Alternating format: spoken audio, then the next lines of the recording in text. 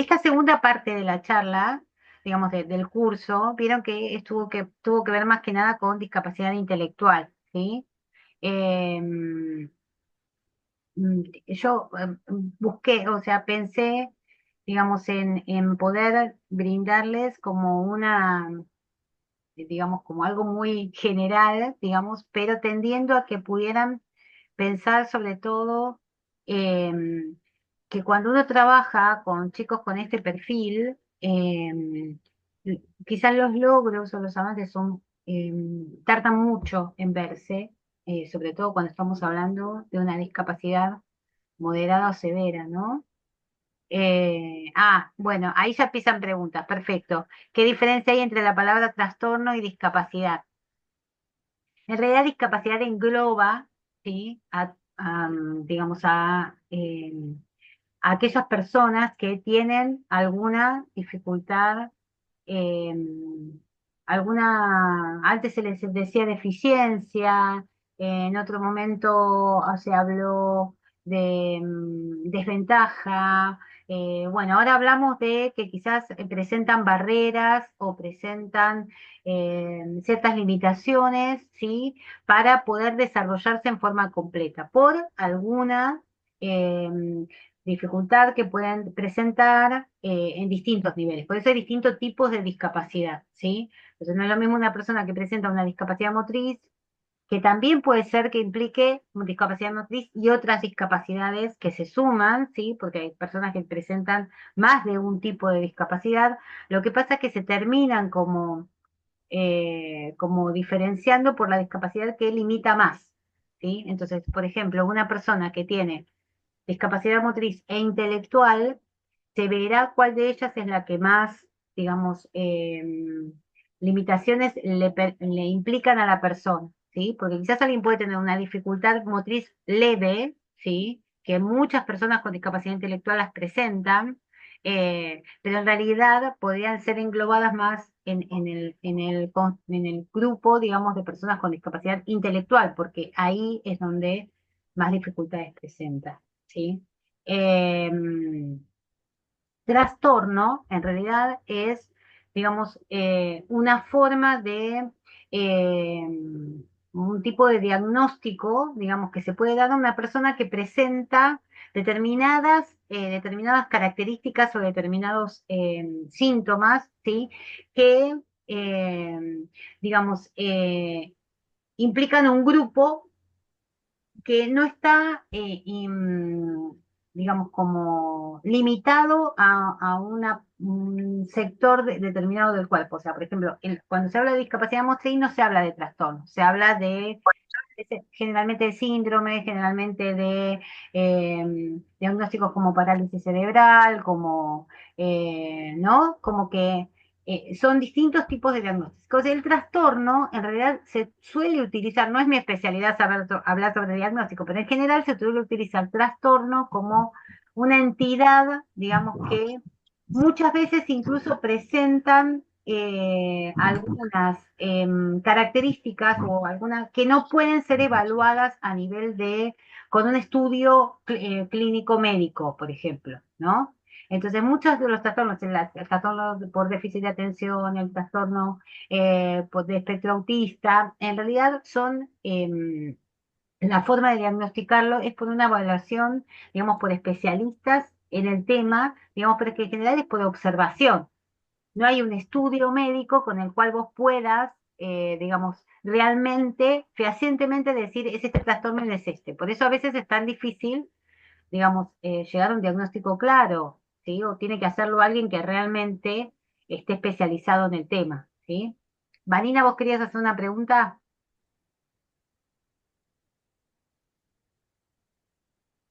Sí, ¿se me escucha bien? Sí, Sí. sí, sí. Con respecto a eso que decíamos recién de la discapacidad o el trastorno, yo digo, por lo que yo tenía como en simple forma entidad, es lo que está generando. O sea, la discapacidad sería la consecuencia Claro, en realidad, o de sea, no todas la discapacidad es la limitación, porque claro, vos en realidad decís, son ¿qué distintas, discapacidad tiene? Y tiene una discapacidad visual, claro. pero tiene una discapacidad que puede llegar, que puede llegar. definiciones muy distintas una de otras. No, una es para el diagnóstico trastorno, síndrome, es para el diagnóstico clínico, digamos. La discapacidad en realidad es una Mm, cuestión más social, porque no es solamente, digamos, tener en cuenta lo que médicamente se puede implicar, sino que también es a nivel social, a nivel de interacción, a nivel de, ¿sí? Porque en realidad digamos, es para hacerlo más amplio. El poder hablar de un tipo de discapacidad es poder tener en cuenta quizás más eh, áreas, ¿sí? De lo que implica un diagnóstico. Por esto que yo te digo, hay personas que presentan como varios diagnósticos juntos, o sea, no, o sea, presentan una dificultad motriz porque tienen parálisis cerebral. Y a su vez, la parálisis cerebral puede implicar, sí o no, que además tenga una discapacidad intelectual o no, ¿sí? Un retraso mental, una cosa, o sea, son distintos diagnósticos que se suman que al final te terminan, digamos, como eh, llevando a decir, bueno, esta persona en realidad lo que más la limita es desde la discapacidad sensorial o de la discapacidad intelectual, ¿sí? Son distintas formas, en realidad no es que una y otra es como que se utilizan eh, muchas veces como parte una de la otra. ¿Sí? No es que generalmente no, cuando sí, hablamos en el área y cuando hablamos de cómo presentar las dificultades o las limitaciones, en general hablamos de, eh, de discapacidad solo cuando hay limitaciones. Hay personas que presentan ciertos trastornos o ciertas dificultades, ¿sí? Pero que no implican que tenga una discapacidad, no llegan al tener las limitaciones que implica una discapacidad. Por ejemplo, yo tengo una limitación visual, por eso uso anteojos, ¿sí? Pero yo no tengo una discapacidad visual, porque yo no tengo tanta limitación que no me permite desarrollarme sin, o sea, con este apoyo yo ya estoy, no necesito, digamos, sacar o implica incluirme en un espacio de discapacidad, ¿sí? Si el día de mañana esta dificultad que yo tengo se agrava de tal forma que yo empiece a tener limitaciones en otras áreas, entonces ahí sí, quizás pasaría a estar dentro de lo que es una discapacidad visual. ¿Se entiende? O sea, el que tiene discapacidad tiene limitaciones que le impiden el desarrollo y para lo cual necesitan apoyos en varias áreas o en distintas áreas. ¿Se entiende? No todas las personas sí. que tienen una dificultad motriz tienen discapacidad motriz, en el sentido de lo que implica la discapacidad en cuanto a, digamos, las limitaciones también de derechos, ¿se entiende? O sea, cuando uno habla de discapacidad, habla de alguien que necesita apoyos en distintas áreas, ¿sí? Por eso muchas personas que tienen ciertas dificultades en determinadas áreas no sacan el CUR, porque no lo necesitan, porque no se sienten parte, ¿sí? De el constructo de discapacidad. Esto es una forma, diríamos que el poder hablar de discapacidad en realidad tiene que ver en parte con poder de encontrar una manera de, porque esto en general tiene, eh, es una cuestión, digamos, fácil para poder, digamos, encontrar una manera en lo que es los derechos, en lo que es la adquisición de los apoyos necesarios, poder hacer ese trámite, que en que es el certificado de discapacidad, que es lo que te genera o te posibilita el poder tener los apoyos que necesitas, ¿sí? Pero muchas personas que tienen dificultades no tienen, digamos, eh, no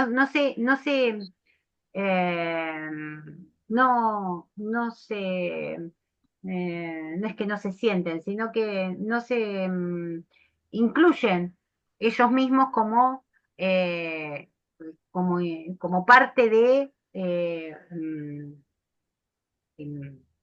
del grupo de personas con discapacidad, ¿sí? Eso es como una, digamos, es como una necesidad, digamos, incluso hasta como de burocrática, digamos, como para poder, la persona que tiene discapacidad tiene derecho al CUD. Aquel que no siente que tiene discapacidad o que no cree que está ¿Qué dentro, o que no está, pasó? que no está diagnosticado como tal, ¿Qué pasó? digamos, puede ser, o sea, ¿Qué pasó? cuando yo doy la clase o cuando yo presento ¿Qué pasó? en los temas, ¿Qué los hiciste? tengo que presentar, digamos, teniendo en cuenta aquellas personas que sí necesitan los apoyos y las ayudas. Entonces, digamos, ahí hablo, digamos, de cómo se considera la discapacidad en general en el país y en el mundo, digamos, pero no todas las personas que tienen un trastorno o que tienen un diagnóstico determinado se incluirían dentro de lo que es el área de discapacidad. ¿Se entiende? O sea, no tiene por qué, yo puedo pensar una cosa, pero lo más importante es lo que piensa cada persona de sí misma, para que todos, digamos, a ver si les queda clara lo que preguntaba Vanina. Vanina preguntaba, ¿qué diferencia hay entre trastorno y discapacidad? ¿Sí? Y yo lo que les decía era que trastorno es una entidad de diagnóstico, ¿sí? De diagnóstico clínico, ¿sí?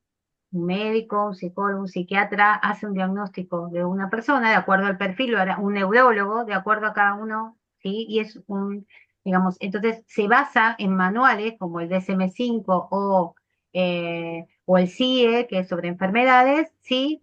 Se fija ahí, digamos, de acuerdo a las características que la persona presenta y, digamos, de acuerdo a esa persona, dice, bueno, tiene un trastorno, tiene un síndrome, presenta tal patología, ¿sí? Y ahí, digamos, de ahí se basa para poder hablar de trastorno, de síndrome. Es una entidad clínica, ¿sí? Cuando hablamos de trastorno, digamos, estamos hablando de que muchas veces se utiliza la palabra trastorno, a diferencia de cuando se habla de síndrome y a diferencia de cuando se habla de otras, de una enfermedad, por ejemplo, a la que se le pone un nombre, es porque cuando se habla de trastorno, digamos, generalmente nosotros hablamos de un trastorno neurobiológico, ¿sí? Lo hablamos, pero en realidad no hay ningún estudio médico, digamos, una ecografía, una tomografía, una resonancia que te certifique lo que vos estás diciendo, sino que en realidad tiene que ver con ciertas características que presenta la persona, que no son cualquiera, sino que fueron por estudios que se fueron, digamos, como evaluando que todas las determinadas personas presentaban las mismas características y se dice este es el trastorno tal y aquel es el trastorno tal otro. Cuando Claro, uno como que tiene a través de las observaciones, digamos, Claro, observando a la sí, de la persona. observación de un especialista, no de una observación de cualquiera, Claro, sino sí, de de alguien una que especialización. Claro. sea especializado y que utiliza generalmente ciertas, digamos,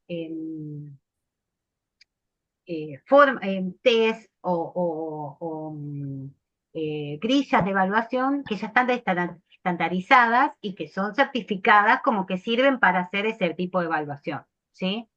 Por ejemplo, en el trastorno por déficit de atención, el que se suele usar es el test de Corners, ¿sí? O otro tipo de grillas que son de evaluación específica. Con la discapacidad intelectual, digamos, generalmente aparece, digamos, algún trastorno, una lesión cerebral, digamos, algún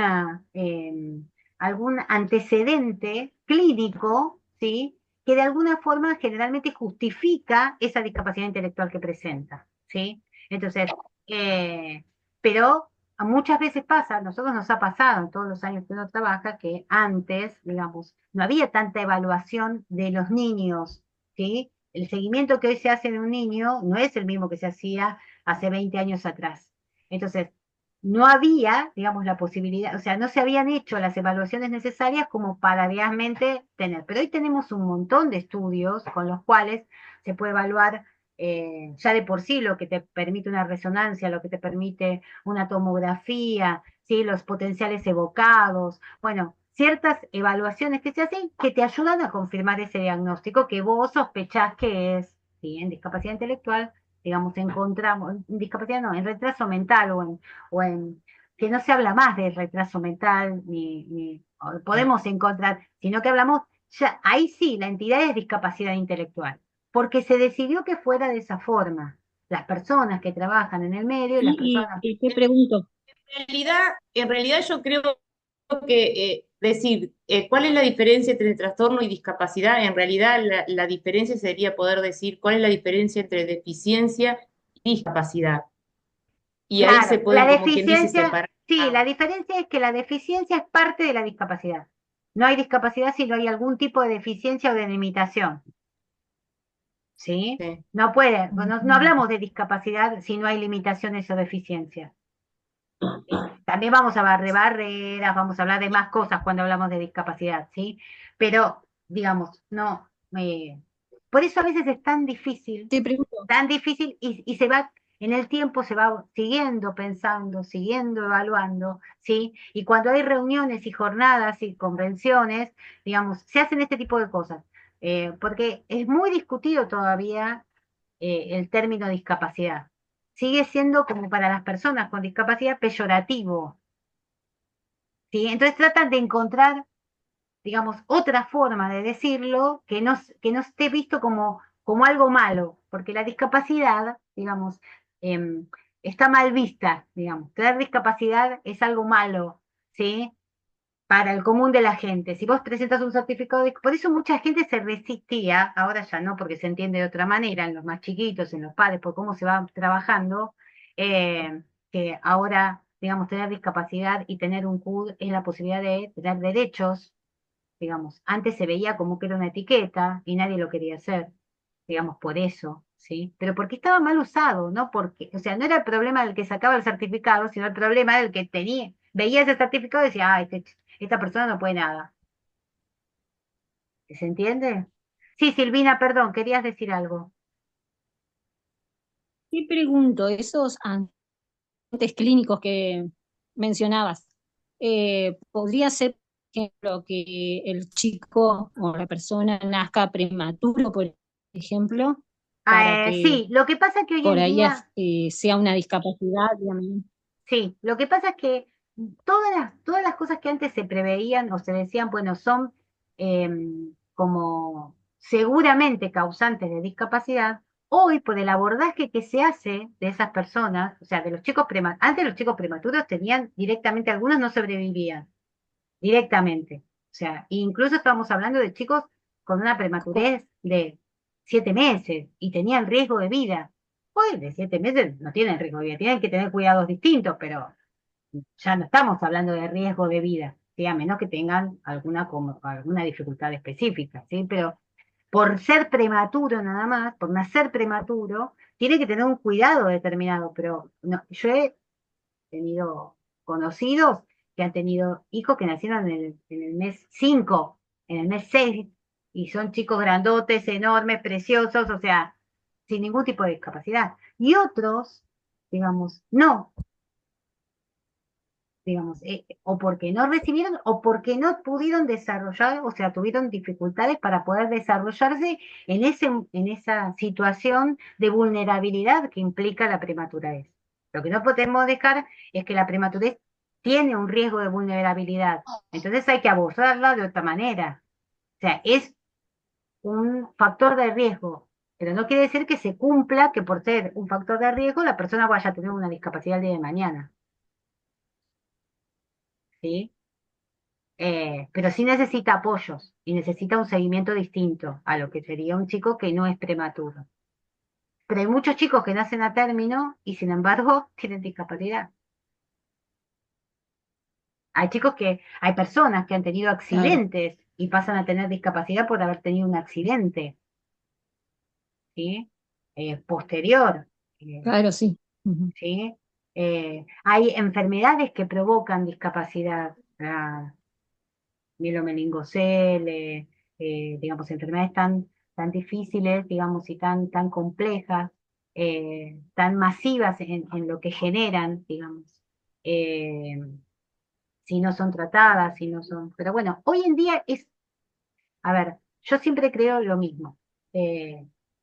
Los que trabajamos en discapacidad nos dedicamos ya a la persona que ya presenta, digamos, una dificultad, no hacemos prevención en las instituciones donde trabajamos, pero vivimos diciéndole a los padres, digamos, eh, que prevengan situaciones con otros hijos, ¿sí? O sea, la prevención se hace Y sí, igual, ¿no? Porque hay antecedentes.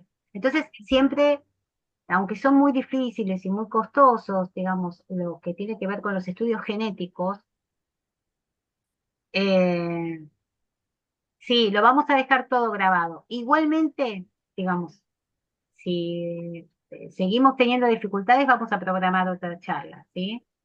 Es más, vamos a hacer una cosa. Lo que podemos hacer es, Patricia, sí, Karina, quería hacerle sí, una pregunta. Entonces, la palabra correcta sería dificultad. No se utiliza la palabra retraso.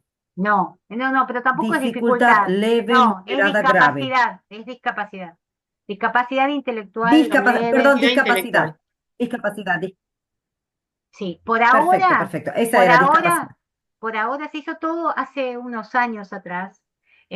Se hizo todo un Mm. encuentro, digamos, de personas con discapacidad, de especialistas y cosas, y se cambió el tema del retraso mental, se sacó como entidad, ¿sí? Y aparece discapacidad intelectual. Y también en algunos casos eh, se sumó, por ejemplo, a digamos, a los diagnósticos. Esto que yo les decía en el DSM-5 siempre aparece al final de todo, digamos, dentro de las entidades, como todavía no está como eh, eh, discapacidad intelectual, sobre todo, eh,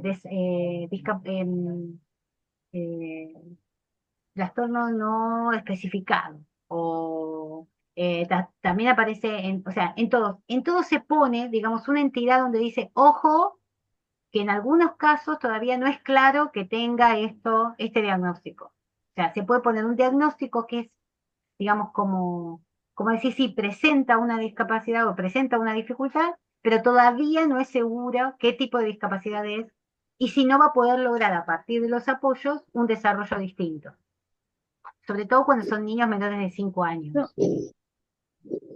te lo Bueno, a consulto mí porque hasta el año pasado, bueno, el año pasado yo recibí niños, adolescentes son en realidad, donde el diagnóstico me decía retraso madurativo. Sí, Entonces, por eso, pero ¿por qué? Porque eh, muchos CUD se hicieron hace muchos años, por eso, porque son adolescentes. Entonces, a veces no se cambia el diagnóstico de base. O sea, siguen manteniendo el diagnóstico que recibieron cuando eran niños, ¿sí? Porque en realidad cambiar a veces puede traer alguna bueno, dificultad. a, a mí también me pasó hace unos meses que acompañé, e ingresé en un centro terapéutico y había dos chicos con discapacidad intelectual, que yo cuando hice el informe de devolución le puse discapacidad intelectual, porque en la historia clínica, informes que hacía de hacía un año atrás, decía retraso mental madurativo, Claro. moderado. Bueno, Y hay dos, cuando leía retraso, claro, claro. ¿Pero por qué? Primero, hay dos dificultades. Primero, no todo el mundo está actualizado sobre los nuevos, las nuevas formas. El DSM-5 salió hace unos años, pero hay muchos que todavía evalúan con el DSM-4. En el DSM-4 aparece retraso mental o retraso madurativo, ¿sí? Cosa que ya en el DSM-5 no está, ¿sí? A ver, en qué, o sea, eh, en cuanto a lo formal, digamos, no cambia. O sea, en cuanto a lo que vos vas a necesitar de apoyo por tenerlo, no te cambia nada. Entonces, en realidad muchas veces lo que pasa es que, digamos, se mantienen ciertas cosas para evitar, porque a veces acá cuando cambian, bueno, yo estoy hablando de Argentina, ¿no? Pero a veces pasa que como uno hace en de un camino también a veces en las obras sociales, que son las que te cubren, cuando vos propones un cambio, te dan algo distinto, podés perder cosas. Entonces, para que no haya pérdida de nada, si decía tal cosa y eso te lo aceptan y con eso tenés los apoyos, nadie te cambia nada por las dudas. ¿Sí?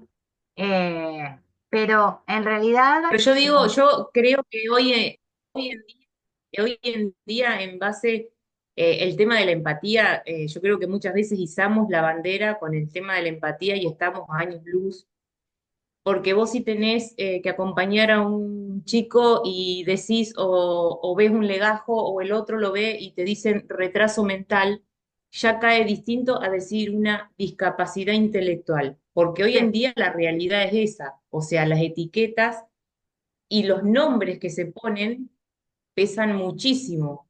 sí, pero eso, Entonces, pero yo no, por eso no, digo, como que en cierta forma me molestó haber visto hoy en día un informe donde todavía se sigue utilizando ese término.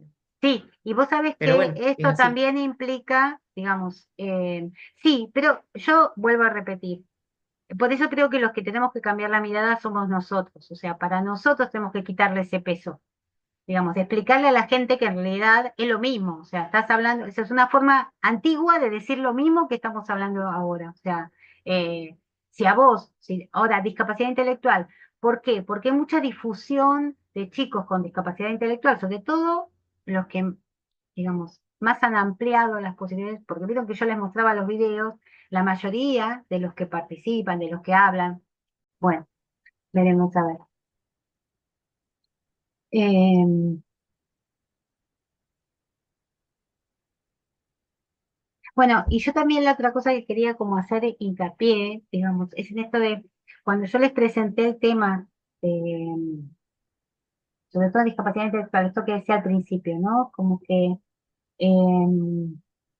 los logros son, o sea, hay que trabajar mucho, mucho, mucho, ser muy insistentes, repetitivos, o sea, insistentes con estas cosas, para realmente asegurarse de que los logros se alcancen. O sea, hay que dedicarles mucho tiempo eh, y, digamos, eh, no decir que esto no se va a lograr, porque a mí me da la impresión de que muchas veces a muchas personas con discapacidad, sobre todo aquellas que tienen discapacidad moderada y grave, digamos, no se Mm. apuesta. Es como que ya se les dice, bueno, tiene discapacidad moderada, ya esto no puede, aquello no puede. Y en realidad toda persona es distinta y a veces lo que se necesita es insistir y darles tiempo, ¿sí? A veces también pasa, ¿no? Que la lentitud para la respuesta hace que uno piense que no responden y que uno tiene que manejar la ansiedad que genera dar tiempo de espera a la respuesta. Sí, la niña, Sí, decime. licenciada. Sí, muy Sí, buenas noches. Le buenas habla noches. Rosa desde el Perú. Rosa, sí, Sí, mire, lo que usted acaba de decir es muy importante, ¿no? Es cierto. Bueno, mi experiencia me hace ver que inclusive la evaluación es importante, pero el tiempo, la observación y las mismas terapias que se hacen, este, ayudan mucho porque uno cuando hace las terapias, ya habiendo sido niño o niña evaluada, nos aporta más, sea la confianza, la seguridad que se le da. Es muy importante eso de las expectativas que a veces tiene tanto el profesional como la familiares, los padres. O sea, yo siempre digo que es importante el ser, trabajar el ser, respetar las limitaciones de cada uno, que a veces esas limitaciones que los mismos padres les ponen, inclusive profesionales, al paciente, se superan y rebasan esas expectativas, ¿no? Yo pienso que con lo que usted ha dicho es importante, ¿no? Trabajar metas a corto, mediano claro, y largo plazo, ¿no? Y darle confianza a los padres y ayudar. Ahora, las terapias o lo que se hace con el niño y la niña no solamente queda a la hora del momento de las terapias, sino que en casa. Yo particularmente me gusta trabajar con los padres, por lo menos Sí, entrenarlos o a la persona.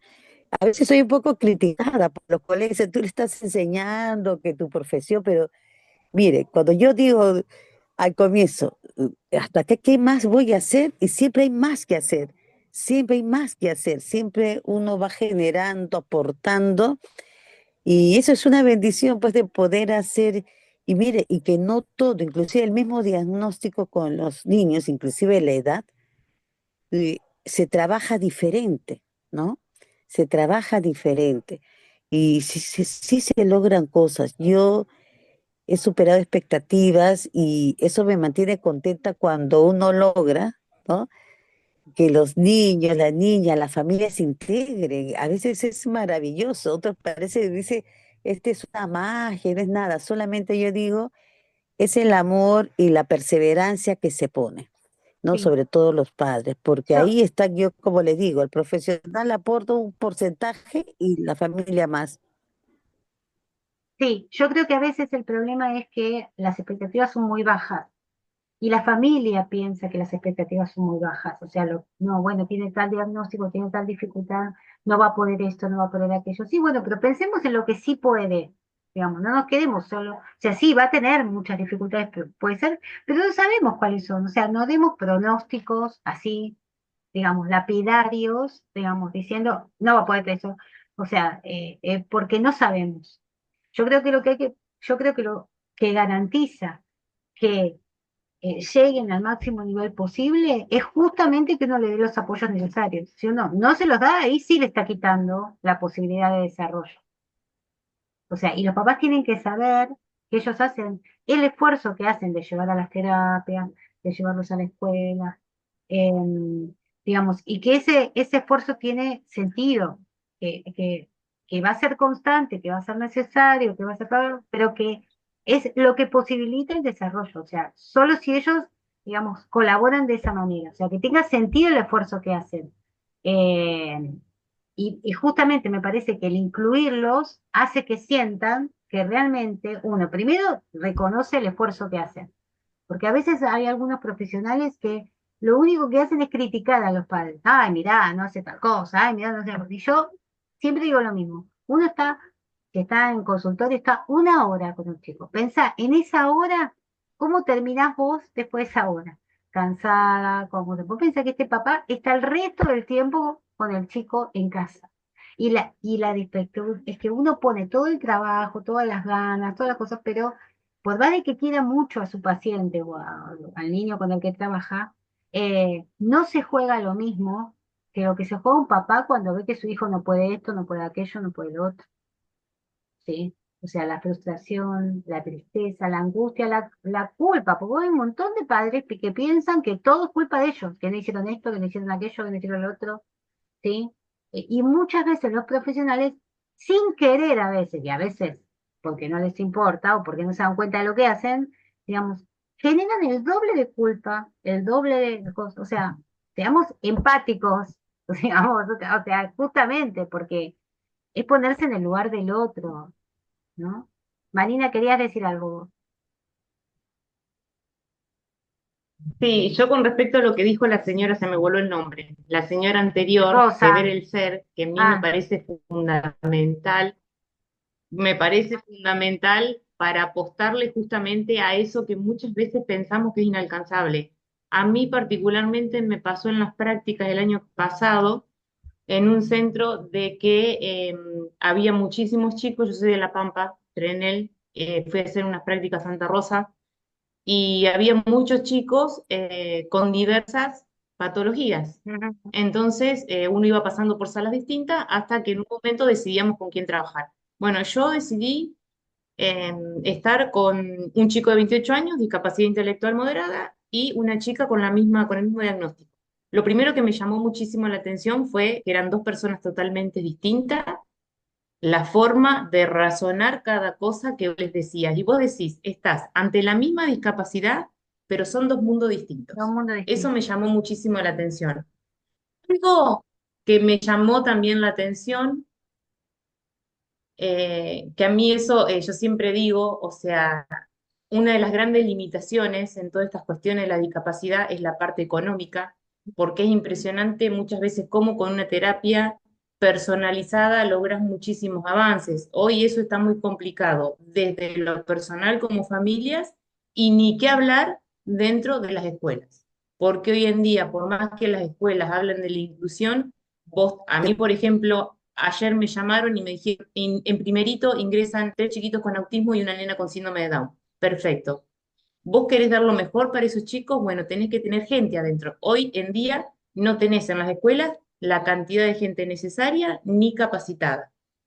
Entonces, si hoy en día hay niños que pueden estar siendo acompañados, es porque los padres están pagando con una obra social de forma particular. Y eso no es la inclusión en las escuelas. Entonces, digo, hay un montón de barreras, pero por ejemplo, en esto vuelvo, en lo del ser, a mí me llamó, por ejemplo, la atención Kevin, que era el chico que yo acompañé de capacidad. El tema de andar era obviamente como un andar más lento, más que necesitaba su ritmo, su espera, no en su día cotidiano. Yo observé a él, o sea, lo importante del observar y el conocer y el querer meterse en el mundo, que a él le gustaba la música. Vos a él lo veías caminar o lo veías con una canción y vos decís, ¿cómo puede ser que acá te estás moviendo a la perfección y cuando andás, andás en otro ritmo? La estimulación desde el punto de vista de lograr conectar ese rincón que a ellos les resulta gozoso es tremendo. Después, por ejemplo, una de las cosas que le gustaba era el tema automovilístico. Yo hice toda una secuencia de intervenciones con todo un circuito de el tema automovilístico. Tema de tratar de que me cuente los puntos de un dado para poder avanzar. Imprimí muchísimas imágenes con situaciones, por ejemplo, un auto con las luces apagadas. Entonces tenía que ver la imagen, tratar de explicarme la imagen y si nosotros íbamos en el auto, ¿qué teníamos que hacer? Absolutamente millones de cosas. A mí me sorprendió tremendamente porque yo no me esperaba la rapidez con la que me iba a solucionar cada situación que yo le había presentado. Y aparte me di cuenta, la felicidad que tenía y de la manera que lo atrapó era fundamental. Entonces Bueno, vos llegás a la conclusión que decís, muchas veces decimos que hay una limitación, pero si encontramos ese changüí o esa cosa de poder explotar ese lado, por eso yo digo, el observar y el poder conocer eh, es fundamental. Y eso mismo también lo llevo a la escuela, porque yo digo, vos tenés un niño dentro de un aula, por ejemplo, en estas situaciones, y vos decís, vos necesitas saber qué es lo que le gusta, con qué se entretiene, conocerlo a él, no ver la limitación que tiene dentro de un aula. Eh, pero sí, bueno, a mí lo que me pasa es que, sorprende eso. Es bueno, más, cuando tuve que hacer una, por eso es un cuando tuve que hacer la complemento. devolución del informe, claro, cuando tuve que hacer la devolución del informe, me pedían que detallara las limitaciones. Y realmente, yo limitaciones vi un 20% porque a mí se me iba el alma, digo, bueno, limitaciones, pero todas las fortalezas que tenía ese chico, más allá de su discapacidad, era impresionante. Entonces, de repente vos te das cuenta y vos decís, nos vamos a la limitación, discapacidad y no nos damos cuenta que tiene fortalezas por otros lados, que ahí es donde yo creo que uno tiene que meter como ese changüí de decir, avancemos por acá y, pero bueno, Sí, lo que nada, pasa es es, que yo creo que hay un concepto erróneo de que discapacidad, porque la palabra parece que es, digamos, que discapacidad es igual a limitación o deficiencia. No, es una parte de lo que implica la discapacidad. Si uno ve en la convención eh, qué quiere decir, cómo qué implica el concepto de discapacidad, el concepto de discapacidad sí habla de limitaciones, pero habla de posibilidades también y de cosas que no son, digamos, una cuestión quieta, sino que es algo que se va modificando en el tiempo, porque se supone que justamente a partir de los apoyos, de las cosas, esto tiene que implicar un cambio en el grado que pueda cada persona, ¿sí? Pero por eso yo muchas veces, cuando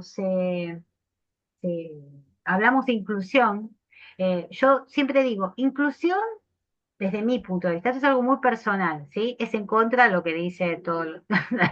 Pero para mí la inclusión tiene que ser una inclusión justamente teniendo en cuenta a la persona, eh, digamos, integral y sus necesidades y sus gustos. Cuando un chico está, digamos, en un entorno donde ese entorno le implica un constante estrés, Eh, digamos, para mí eso no es incluir.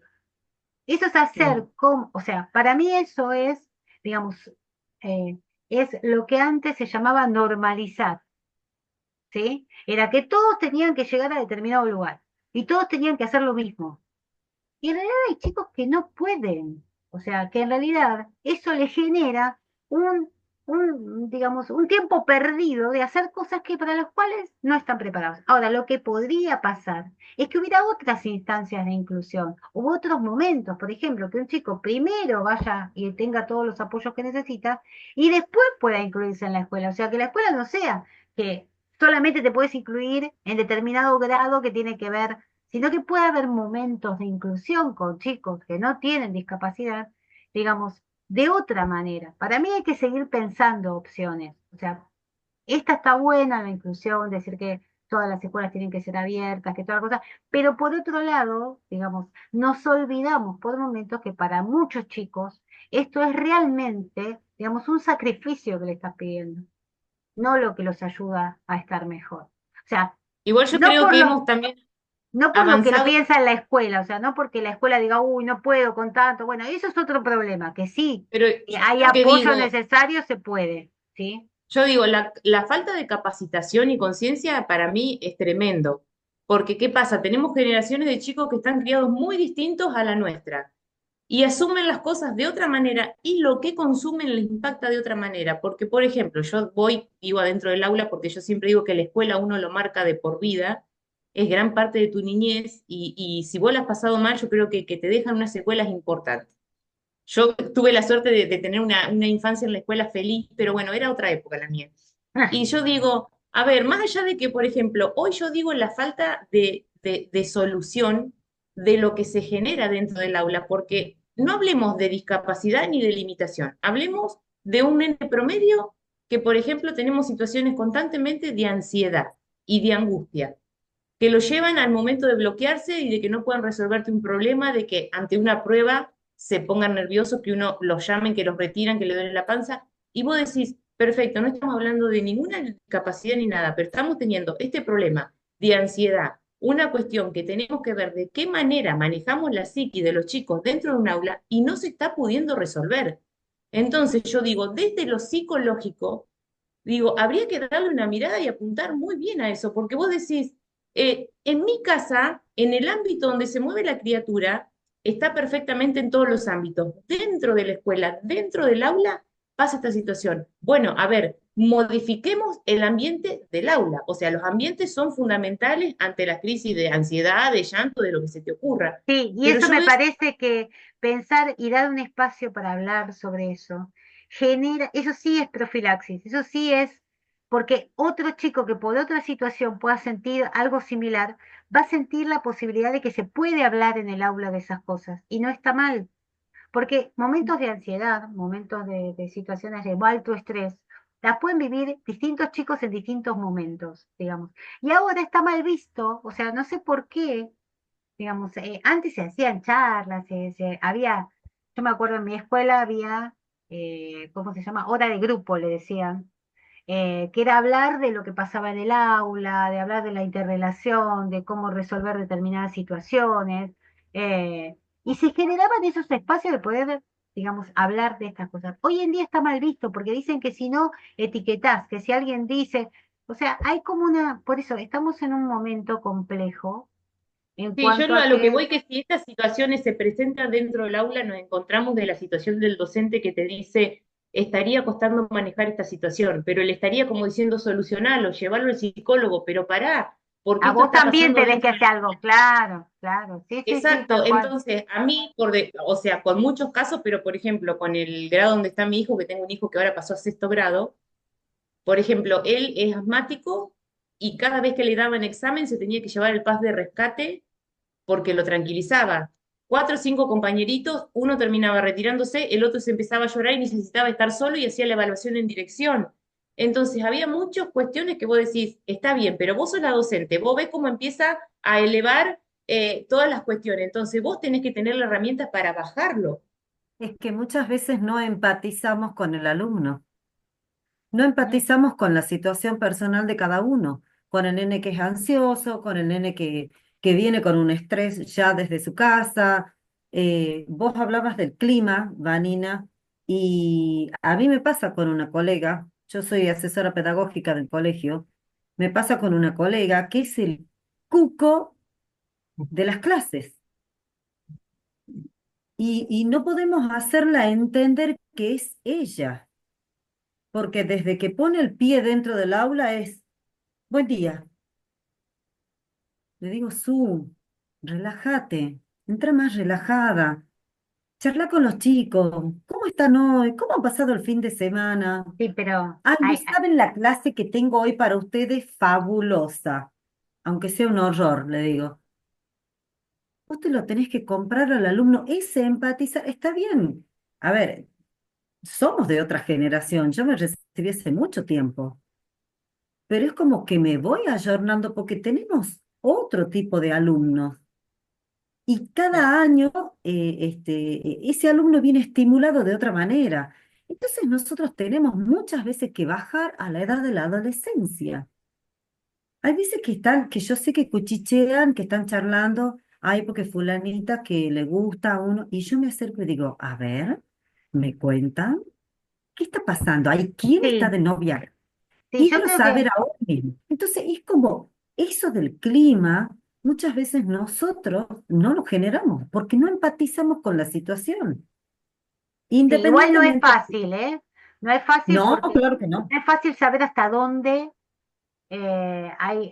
digamos, yo creo que, no sé cómo, digamos, eh, no sé si, yo creo que la revisión de lo que es la formación docente hace un montón que se viene hablando, que hay que actualizar, que hay que cosas, pero la cuestión es, bueno, puede ser que se tenga que actualizar la formación, pero a los que ya están formados, tenés que darles espacio donde podamos hablar de cómo manejarse. Y no hay una forma de hacer, o sea, cada uno tiene que encontrar esa forma de cosas, también porque si no, digamos, también es muy difícil para alguien que hace mucho tiempo que se maneja de la misma manera, digamos, tenemos un grado de inflexibilidad, digamos, por muchas cosas, digamos, es como nos vamos formando. Entonces, tratar de cambiar eso que a nosotros nos acostumbramos a hacerlo de determinada manera es muy difícil también.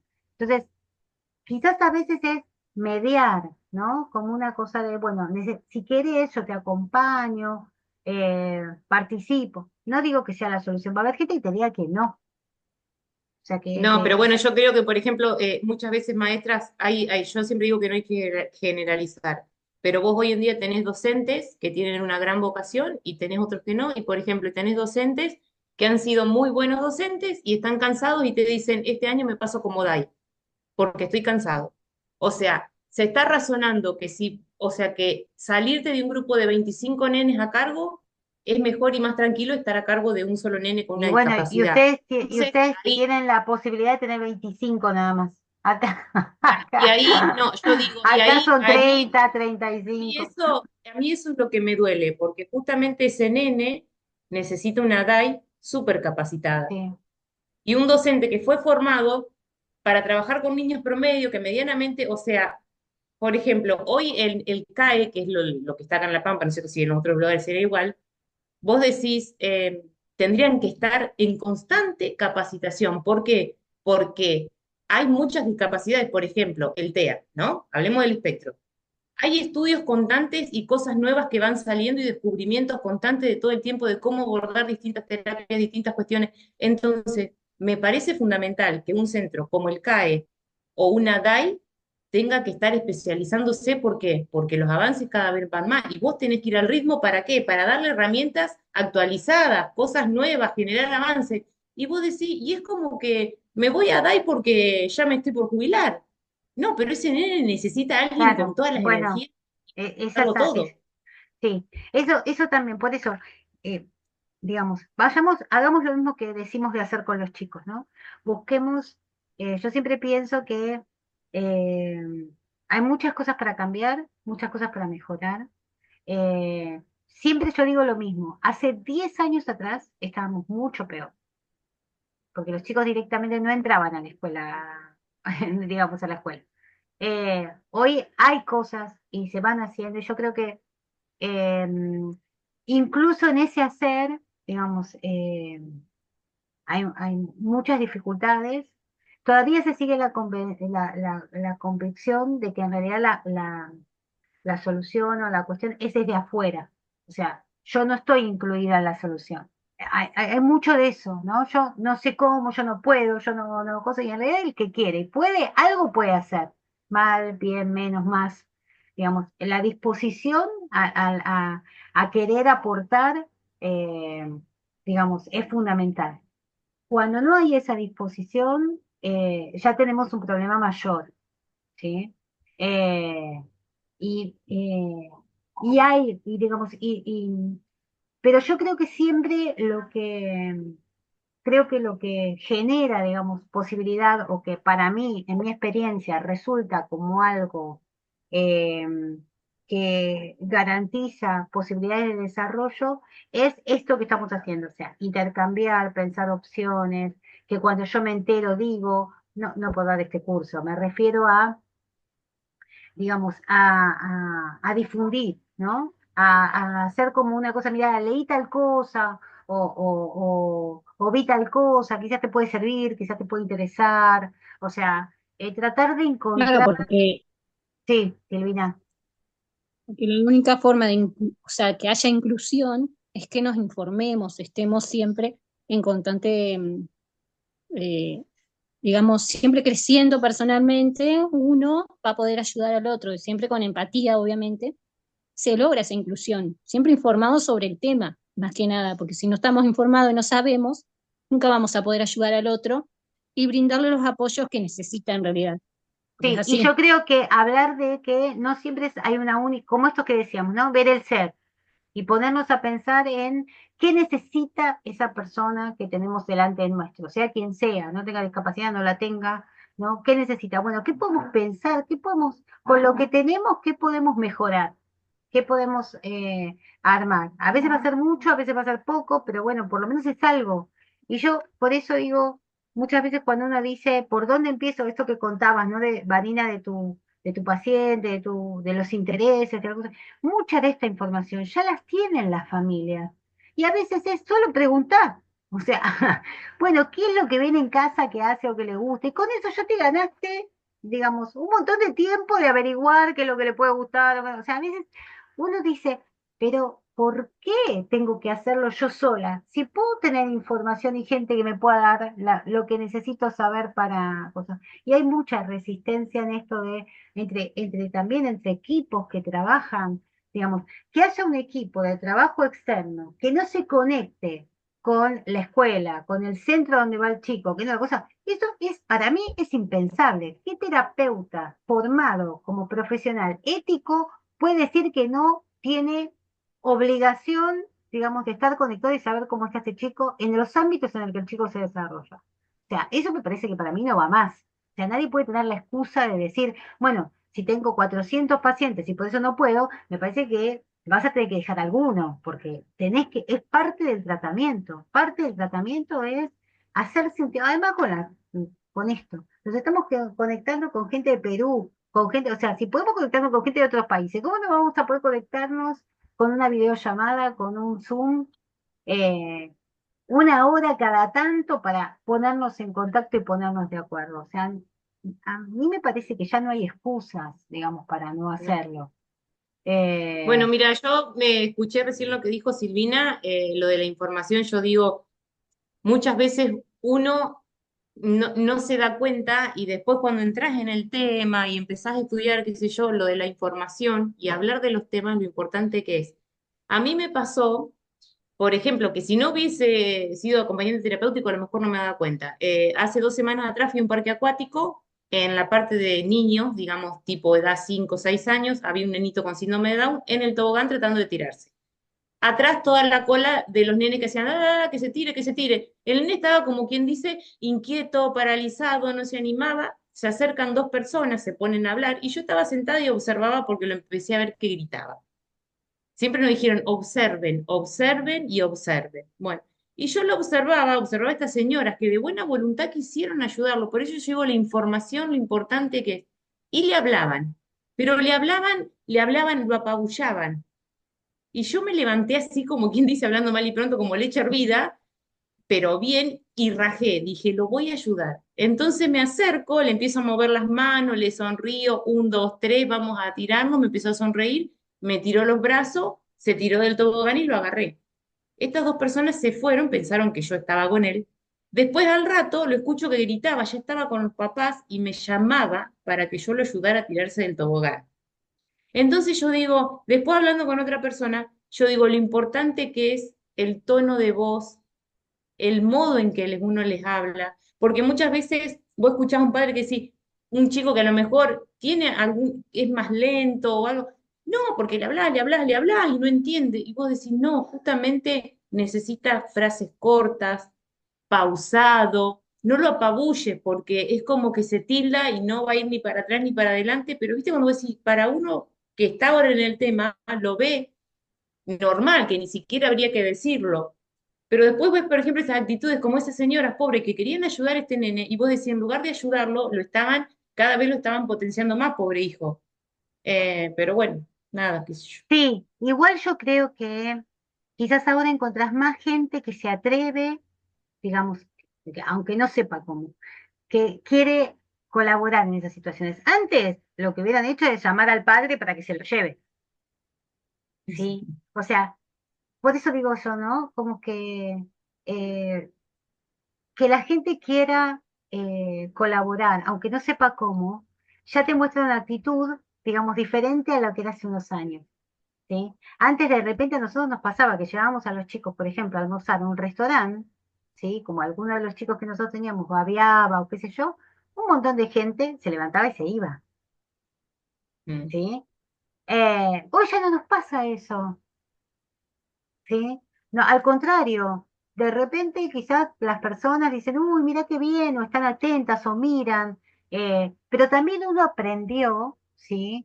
Que que también creo que es algo que los que estamos del lado de las personas con discapacidad también tenemos que encontrar, que nosotros también tenemos que ayudarlos a que ellos también sean posibles de incluir. Un chico que va sucio, porque está todo el tiempo sucio, no va a ser bien visto. Un chico que Mm. va o sea, los chicos con discapacidad tienen el mismo derecho que los demás a ser lindos, digamos, a ir bien vestidos, a ir bien arreglados, a ir bien, sí, porque también crea una empatía distinta a eso. Era Sí. como los pobrecitos, no sé si ustedes antes tenían esa visión, pero en realidad hoy ver a un nene con vestido como se viste cualquiera de los otros, con la remerita de onda, con la cosa, digamos, te da otra. Y antes era como que los chicos con discapacidad, eso no lo podían usar, bueno, porque lo ensucian más que lo demás, ¿para qué le vas a comprar? Eso con los papás, yo lo hablo, ¿para qué le vas a comprar una remera linda si a los 2 minutos está toda rota, toda cosa? Bueno, ponésela cuando salís, no se la ponga para estar en Eso casa. ya, licenciada, eso ya ha ido cambiando, ¿no? Algo así como Claro, más para recordar. Tenía un paciente, un niño, que tenía problemas físicos, ¿no? Había RM, etcétera. Y los padres vivían muy confundidos y alterados. Decía, venimos del restaurante y él ha ah, tirado las cosas, sí. etcétera. Entonces, ¿qué pasa? Que ellos se sentían incómodos con el diagnóstico de su niño, la forma de ser. Entonces, hay que ver cuando hay que ser claros con los padres, ¿no? Lo que es la parte de la psicoeducación que usted también hacía referencia a clases anteriores. Entonces yo le dije, pero mire, ¿por qué no hacen esto? Ustedes tienen vergüenza que ha roto un plato, pero sencillo, lleven un plato ustedes, si lo rompe, bueno, lo pagan, pero hay que pensar, si él tiene esa Opciones, dificultad motora, lleve un plato usted sí. de plástico y come, mientras uno le da a comer a él, lo ayuda y conversa, el otro papá va comiendo tranquilo. Y entonces usaron esa estrategia Y ellos vinieron alborotados, contentos, bien hemos hecho, ha funcionado. Sí, a Entonces, veces son cosas de sentido, se a sin veces notar, son pequeñas claro, cosas, claro, son pequeñas cosas. Por eso digo que con las familias hay que hablar mucho, porque en realidad a mucho, veces eso es están cierto. tan, cosas que ni siquiera se les Saturados. ocurren, claro, esas Así, y opciones. ven las limitaciones, no ven las cosas positivas que puede hacer ese niño, ¿no? Entonces, y era un niño que se daba cuenta de las cosas, ¿no? Manipulaba al papá, pegaba y todo, ¿no?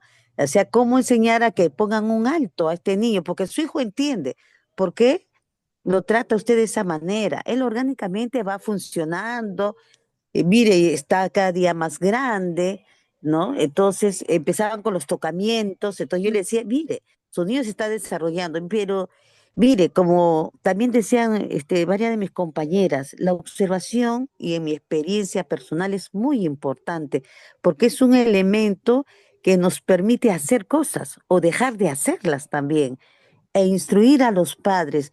Yo pienso que a los padres hay que llenarlos, hay que trabajar la parte evolutiva, ¿no? La voluntad, la esperanza.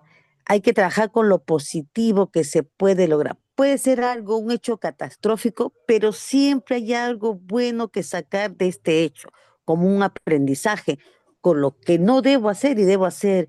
Y mucho también se trabaja la prevención.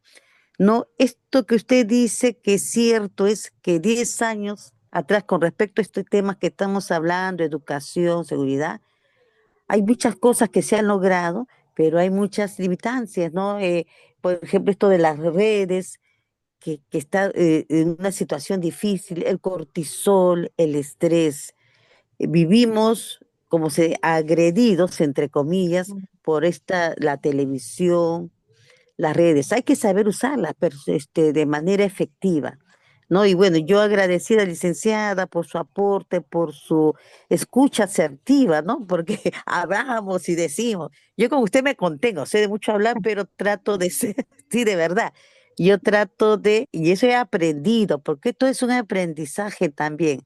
Escuchar hablar y también saber guardar silencio. Yo maravillada con usted y cada vez que usted esté presente dándonos un curso, siempre aprendemos. Yo agradecida y lluvia de bendiciones para usted, doctora, y a la institución que la contrata, yo happy, yo siempre la seguiré porque, no, o sea, creo que es usted un valioso elemento, un buen ser humano, porque el que transmite hace llegar, convence y como yo digo, usted trabaja el ser de cada uno de nosotros.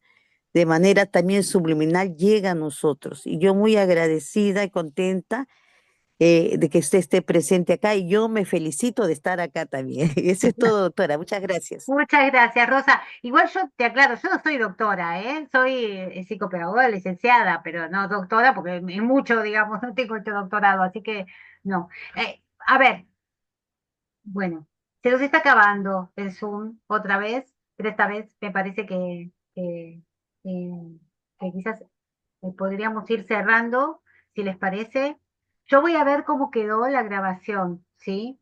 Si vemos que surgen preguntas o necesidad de hacer otro Zoom porque cosas que quedaron pendientes o no se escucha la grabación, yo vuelvo a invitarlos y volvemos a hacer otra encuentro. No tengo ningún problema, ¿sí? Lo importante es que justamente, digamos, tengamos un espacio para, para intercambiar. Les agradezco muchísimo, perdón, mil disculpas por toda la dificultad del principio.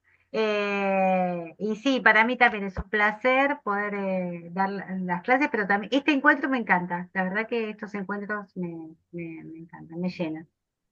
Bueno, gracias a todos, saludos, nos vemos. Muchas gracias a usted y Chao. al resto de las Nos Gracias, compañeras. Un vemos placer doctora. estar prontito. con todas. Chau, Buenas chau. noches. Hasta luego, Chau, chau. compañeras. Que Gracias, sigan bendiciones. bien. Hasta luego. Felicidades. Chau, chau. Gracias. Amén, gracias.